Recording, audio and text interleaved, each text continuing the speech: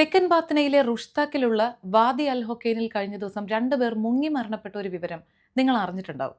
ഈ ഒരു സാഹചര്യത്തിൽ കഴിഞ്ഞ ദിവസം സിവിൽ ഡിഫൻസ് ആംബുലൻസ് അതോറിറ്റി ചില പ്രത്യേക കാര്യങ്ങൾ ഒമാനിലെ താമസക്കാരെ ഒന്ന് ഓർമ്മപ്പെടുത്തുകയാണ്.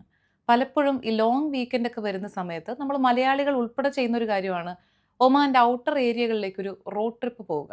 അപ്പോൾ അധികം ആളുകൾ എത്തിപ്പെടാത്ത സ്ഥലങ്ങളിലൊക്കെ ചെല്ലുമ്പോൾ ഇങ്ങനെ പ്രകൃതിദത്തമായ പല ജലാശയങ്ങളോ വാദികളോ വെള്ളച്ചാട്ടങ്ങളോ ഒക്കെ കാണും. അപ്പോൾ അതിലേക്ക് ഇറങ്ങുക, സാഹസികമായി വീഡിയോ ചിത്രീകരിക്കുക, ഇത്തരം കാര്യങ്ങളൊന്നും ചെയ്യാതിരിക്കുക എന്നാണ് അതോറിറ്റീസ് ഇപ്പോൾ മുന്നറിയിപ്പ് നൽകുന്നത്. മറ്റൊന്നും കൊണ്ടല്ല, നമ്മൾ പലപ്പോഴും കാണുന്ന രീതിയിലായിരിക്കില്ല അതിൻ്റെയൊന്നും യഥാർത്ഥ മുഖം. ചിന്തിക്കാത്ത ഒഴുക്കും ആഴവും ഒക്കെ അതിനുണ്ടായേക്കാം. അപ്രതീക്ഷിതമായ അപകടങ്ങൾ അതിനകത്ത് പതിയിരിക്കുന്നുണ്ടാവും. അപ്പോൾ ഏതെങ്കിലും സാഹചര്യത്തിൽ നിങ്ങളിങ്ങനെ അധികം ആളുകൾ എത്താത്ത പ്രദേശങ്ങളിലേക്കോ അപരിചിതമായ മേഖലകളിലേക്കോ ഒക്കെ ചെല്ലുന്ന സമയത്ത് ഇങ്ങനെയുള്ള ജലാശയങ്ങൾ കണ്ടു കഴിഞ്ഞാൽ പരമാവധി അതിൽ ഇറങ്ങാതിരിക്കുക.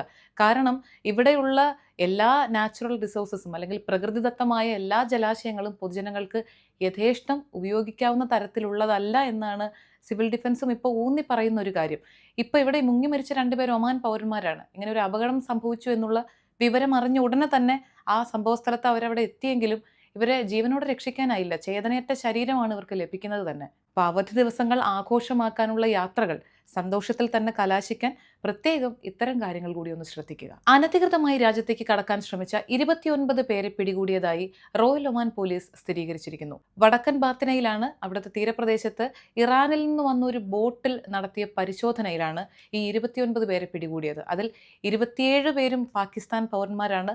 ഒരു ഇറാൻ പൗരനും ഒരു ബംഗ്ലാദേശ് പൗരനും അതിലുണ്ടായിരുന്നു. Ministry of agriculture, fisheries and water resources പ്രധാനപ്പെട്ട ഒരു അറിയിപ്പ് ഒമാനിലെ ജനങ്ങളോട് നൽകിയിരിക്കുന്നത് കുറച്ച് നാളുകളായി ഏതാനും യൂറോപ്യൻ രാജ്യങ്ങളിൽ നിന്നുള്ള ജീവനുള്ള പക്ഷികൾക്കും അവയുടെ മുട്ട, മാംസം തുടങ്ങിയ ഉൽപ്പന്നങ്ങൾക്കും ഇവിടേക്ക് ഇറക്കുമതിക്ക് വിലക്ക് ഏർപ്പെടുത്തിയിരുന്നു. അത് പൂർണ്ണമായും എടുത്തു മാറ്റിയെന്നാണ് ഇപ്പോൾ പറഞ്ഞിരിക്കുന്നത്. UK, Denmark, Italy, Poland, Belgium തുടങ്ങിയ രാജ്യങ്ങളിലെ ഏതാനും പ്രവിശ്യകളിൽ നിന്നുള്ള ഇത്തരം ഉൽപ്പന്നങ്ങൾക്കാണ് ഇവിടേക്ക് വിലക്ക് ഏർപ്പെടുത്തിയിരുന്നത്. ഇത് ഇപ്പോൾ എടുത്തു മാറ്റിയിരിക്കുന്നു എന്നുള്ള സ്ഥിരീകരണമാണ് നൽകിയിട്ടുള്ളത്. Oman Malayalam special updates 2025 June 10 ചൊവ്വാഴ്ച.